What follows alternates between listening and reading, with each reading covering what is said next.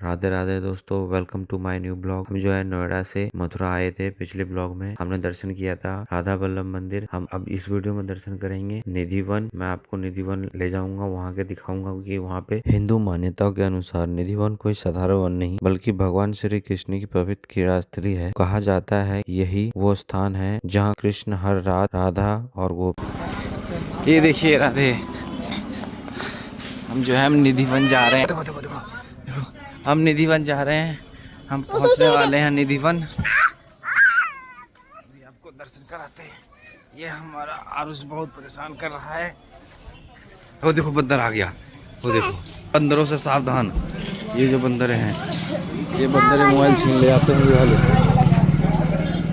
सबसे जरूरी यही है दोस्तों कि इन बंदरों से अपने चश्मे, गाड़ी की चाबी, मोबाइल, पर्स बचा के रखना। अगर ये ले जाते हैं तो उसको दांतों से तोड़ देते हैं, मोबाइल को तोड़ देते हैं। और इनको फ्रूटी या कुछ खाने पीने की चीज दोगे तभी ये वो पकड़ के ये छोड़ दे। तो ये इस चीज का ध्यान रखना, कभी भी कोई चश्मा सिर पे रहे या आंख में रहे तो वो हमेशा चौकन्ने रहते हैं और झपटने की कोशिश करते हैं। पहले निधि वन में बांसों का स्ट्रक्चर था, जो अब स्टील की जाली वगैरह लगा दी गई है, जिसके कारण और सेफ हो गया है। नहीं तो बहुत ज्यादा ये केस होता था कि मोबाइल छीन के लेके चले आते थे, पर्स लेके छीन के चले आते थे, पैसों वगैरह वो फाड़ देते थे। तो ये सब चीजें आप जो ध्यान रखिएगा इस चीज का। यहाँ से एंट्री होती है और इस वाले गेट से एग्जिट होती है। इसमें जो तुलसी का पौधा, उसे तुलसी का पौधा ही बोला जाएगा, जो अंदर में रहता है। देखिए ये निधि वन है, मैं आपको दिखाता हूँ यहाँ के पेड़ सब देखिए।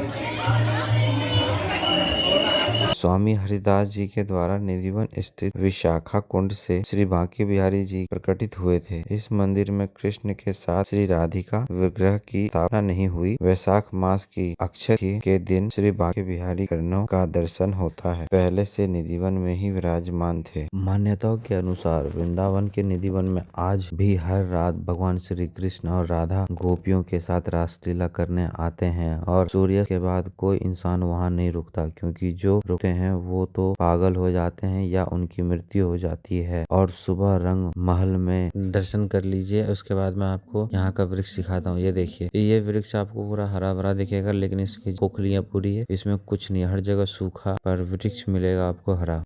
जस्ट उसी के बगल में एक कुंड है जिसमें बांके बिहारी जी की मूर्ति प्रकट हुई थी। ये पूरे पेड़ आपको ऐसे ही मिलेंगे, हर जगह से सूखे हुए, ना उसमें कुछ लकड़ी है ना कुछ है, लेकिन वृक्ष पूरे एक दूसरे से जुड़े हुए हैं और हरा भरा है। जिसमें बांके बिहारी जी की मूर्ति प्रकट हुई थी। माखन मिश्री और बिस्तर पर विश्राम के निशान मिलते हैं, जो उनकी दिव्य उपस्थित का परिणाम माना जाता है, भले ही यह भक्तों की आस्था और श्रद्धा का विषय है। स्थानीय लोगों का कहना है कि रात में निधि वन में संगीत और नृत्य की आवाज आती है, जिसमें यहाँ पे चरण पादुकाएं भी जिनकी मिली गई हैं, उनका चरण पादुकाओं से यहाँ पे भक्तों ने मार्बल से उनके चरण पादुकाएं यहाँ पे बना दिया गया है। निधि वन का दर्शन करके फिर हम निकलते हैं तो राधा रमन मंदिर गए, लेकिन 12 बज चुके थे तो हम जो है फिर यमुना माता के दर्शन करने चले गए। लेकिन अब जल्दी में यहाँ पे पैराग्लाइडिंग भी शुरू हो गया है, तो आप पैराग्लाइडिंग का भी आनंद ले सकते हैं। दोस्तों हम चलते हैं यमुना माता के दर्शन करने। अब वहाँ पे वोटिंग करेंगे हम 12 बजे से 3-4 बजे तक टाइम पास यहीं करेंगे। सूर्य पुत्री और यम की बहन। पौराणिक कथाओं के अनुसार यमुना सूर्य देव की पुत्री और मृत्यु देवता यमराज की जुड़वा बहन है, जो मथुरा वृंदावन में पूजनीय है। यमुना जी को कृष्ण की बाल लीलाओं का और रास लीलाओं की साक्षी माना जाता है, इसलिए वृंदावन में वह केवल नदी नहीं बल्कि एक जीवंती देवी है, जो कृष्ण जी की सब साक्षी बनी है सारी लीलाओं। हम आ चुके हैं यमुना माता की गोद में। अब वोटिंग का आप आनंद लीजिए। पौराणिक कथाओं के अनुसार यमुना जी श्री कृष्ण के पति रूप में पाने के लिए कई जन्मों तक तपस्या की थी, जिससे द्वापर युग में श्री कृष्ण अवतार में उन्हें यह वरदान मिला।